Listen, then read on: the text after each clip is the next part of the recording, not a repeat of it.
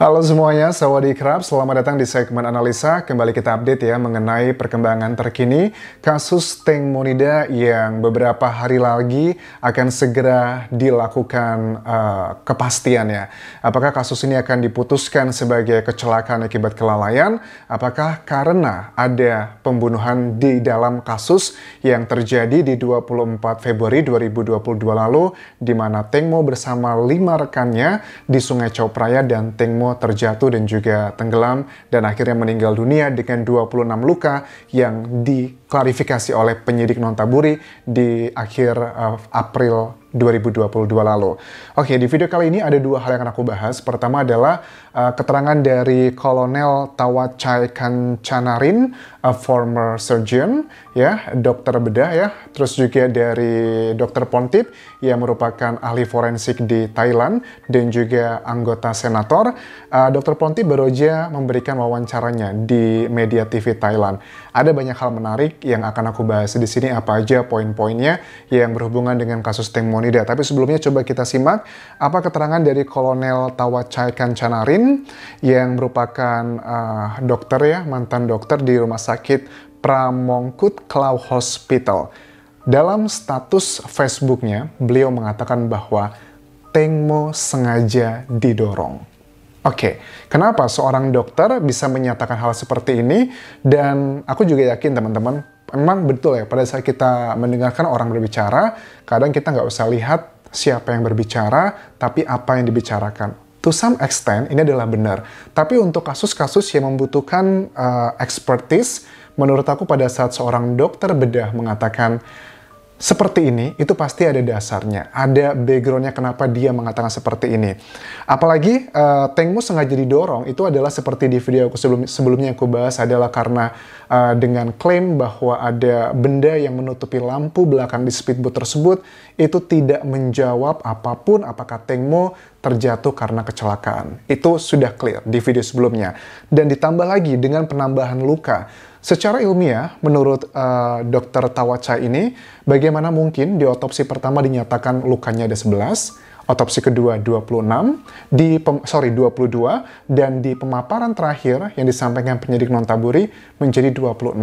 Well, penyidik Nontaburi sudah mengklarifikasi. Sebenarnya kami itu sudah mengatakan dari awal bahwa lukanya memang ada 26 itu tidak berubah. Kita bisa buktikan dengan foto-foto dokumentasi yang selalu kita ambil dari belasan kali proses otopsi. Kenapa dibilangnya belasan kali? Karena selama proses di dua rumah sakit yang berbeda, pertama adalah di rumah sakit kepolisian, kedua adalah di rumah sakit umum, itu semuanya ada proses pengambilan dokumentasi yang telah disesuaikan dengan jadwalnya.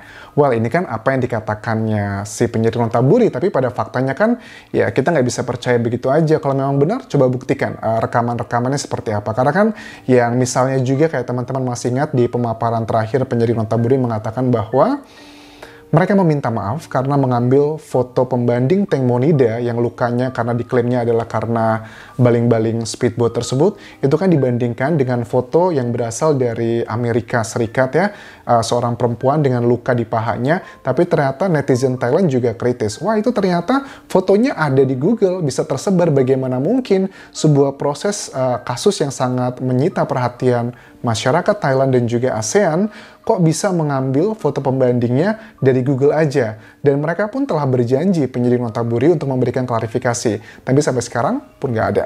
Mereka bilang, kita itu nggak ada maksud buat menipu ini itu, tapi hanya untuk mempersimpel untuk menyampaikan ke masyarakat. Tapi kami janji nanti ya akan segera mencari foto yang lebih linear dengan kasusnya.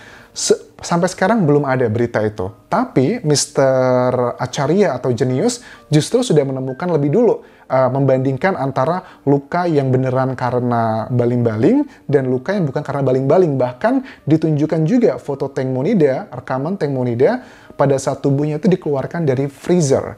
Ya, pendingin pada saat di rumah sakit yang itu juga sudah diakui oleh rumah sakit kepolisian Thailand. Memang benar itu adalah rekaman pada saat Teng Mo dikeluarkan dari mesin pendingin dan ditaruh di salah satu ruangan mayat untuk pemakaman di Thailand, dan itu sudah benar.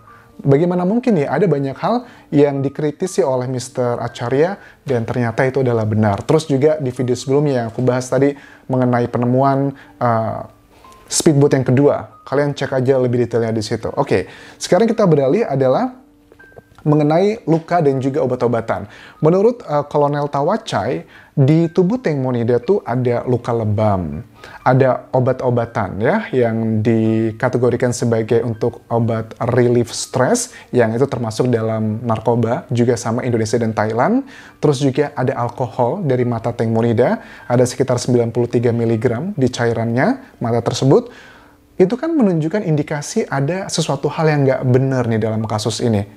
Makanya ini menjadi indikasi pada saat aku ngobrol dengan Dr. Hastri, ahli forensik di Indonesia, mengatakan ya kemungkinan besar Teng Mo itu dibuat tak berdaya. Nah, tak berdaya ini kan bisa di kekerasan, bisa juga karena obat-obatan, bisa juga karena alkohol. Jadi itu tergantung pada hasil otopsi tersebut ya, karena ini nggak bisa berdiri sendiri hasil-hasil dari petunjuk-petunjuk di kasus ini. Kemudian persiapan kremasi itu sudah dilakukan dan akan segera langsung dikremasi tanggal 24 Mei nanti. Tapi nggak usah khawatir. Kalian masih ingat di Februari lalu pun juga sama, udah mau dikremasi tapi karena animo masyarakat yang memberikan kritisi luar biasa akhirnya ditunda sampai sekarang. Ini pun juga sama, kita berdoa ya semoga DSI akan segera ambil alih kasus ini. Oke, sekarang kita beralih mengenai Dr. Pontip yang baru saja selesai melakukan interview cukup panjang di TV Berita Thailand, talk show santai gitu ya tentang Teng Monida. Pernyataan dari Dr. Pontip gini, yang pertama, baru kali ini ada kasus yang menjadi kendala utama adalah ibu kandung. Kenapa Anjas? Kok bukannya kasus ini kan nggak bisa lagi, kasus ini kan sudah bukan lagi miliknya Ibu Panida, bisa langsung aja kan, tergantung dari temuan, karena kan pembunuhan gitu-gitu dan sebagainya. Betul, tapi setelah aku teman-teman, karena sampai saat ini masih dikategorikan sebagai kecelakaan, jadi ini jatuhnya adalah delik aduan. Dilaporkan dulu, baru diselidiki. Yang berhak melaporkan adalah keluarga kandungnya adalah Ibu Panida. Jadi cuma satu-satunya itu aja. Tapi kalau ini sudah clear adalah kasus pembunuhan tanpa adanya delik aduan dari Ibu Panida, ya tetap aja akan diusut tuntas. Tapi karena tidak ada yang melaporkan, makanya terkendala birokrasi. Salah satu cara Mr. Genius untuk mengatasi birokrasi yang ini adalah sama seperti di Indonesia ya dengan cara mengalihkan kasus ini ke DSI, Department of Special Investigation. Nggak perlu lagi authority dari keluarga korban, mereka bisa langsung bekerja. Karena ya namanya juga undang-undang ya, ada aturan yang membatasi ini, itu, dan mereka juga bermain dalam hal-hal yang sifatnya seperti itu, teman-teman.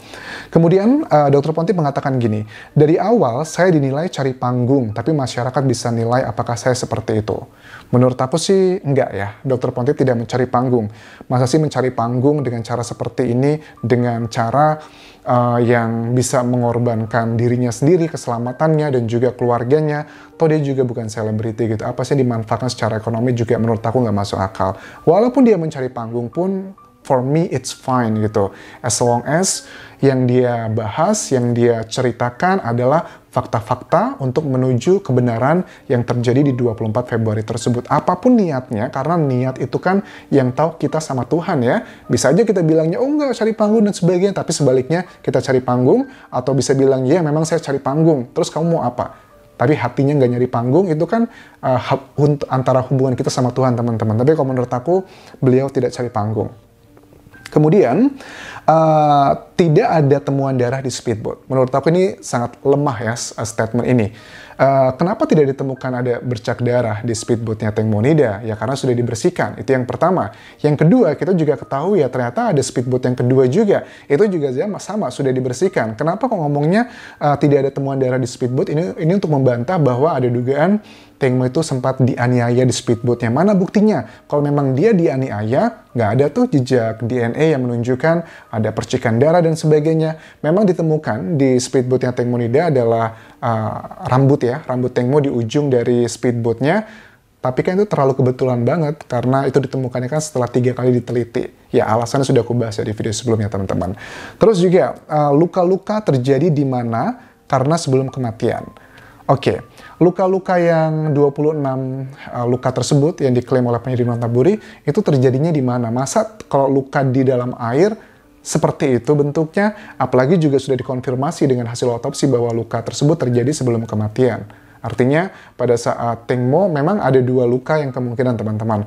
Luka sebelum kematian dan luka setelah kematian. Dan tim otopsi itu sangat bisa membedakan lah mana yang terjadi sebelum dan juga sesudah. Kalau luka-luka itu sudah dikonfirmasi sebelum kematian. Jadi artinya pada saat logikanya kalau Teng Mo memang terjatuh dari speedboat di ujung tersebut, ya dia sudah terjadi luka-luka pada saat itu. Karena menurut aku ya, pada saat dia tenggelam ke sungai Chao Phraya tersebut, kan kita paling bisa bernafas tuh berapa menit sih? Nggak mungkin sampai 10 menit kita bisa menahan napas. Paling nggak ya 2-3 menit aja, itu orang sudah nggak bisa nafas lagi. Apalagi dengan kondisi ditemukan ada alkohol yang tinggi di cairannya Teng Mo, terus juga minum obat-obatan juga dari hasil tes rambutnya, itu sudah pasti tidak berdaya, nggak nyampe 1-2 menit juga pasti dia sudah tepar dengan keadaan seperti itu. Bagaimana mungkin dalam waktu 2 menit situ sebelum dia meninggal dunia terjadi luka-luka yang 26 tersebut?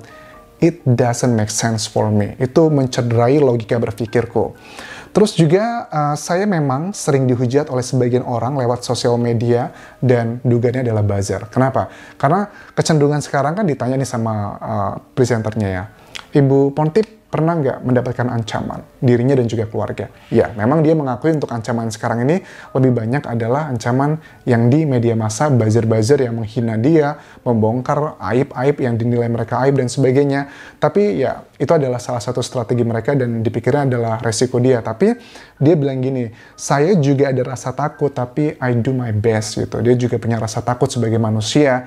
Nah, tapi dari pengalaman dia mengatakan gini, saya itu selama bertahun-tahun mengawal berpuluhan tahun ya, puluhan tahun di bidang otopsi seperti ini forensik, yang namanya keadilan tidak datang dengan sendirinya, tetapi memang harus diperjuangkan. Dan tentang kasus Teng Monida ini adalah bagian dari perjuangan masyarakat Thailand untuk mengawal kasus ini karena keadilan itu tidak bisa diberikan begitu aja, tapi merupakan hasil perjuangan. Selama proses ini tentunya akan ada konflik ABCD, it's fine, asalkan itu semua untuk menuju ke satu tujuan, yaitu adalah mencari tahu apa yang sebenarnya terjadi di 24 Februari 2022 lalu.